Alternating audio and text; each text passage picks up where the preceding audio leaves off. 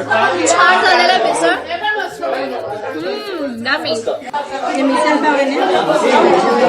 एकदम छान छणछणीत. Yummy yummy. त्याचं आहे एकदम मस्त. कानी असल किरत माझी देखणी सुरत नाही हातात कुणाच्या नजरा माझी पाठी हाय कोरी माझं रूप लई भारी नट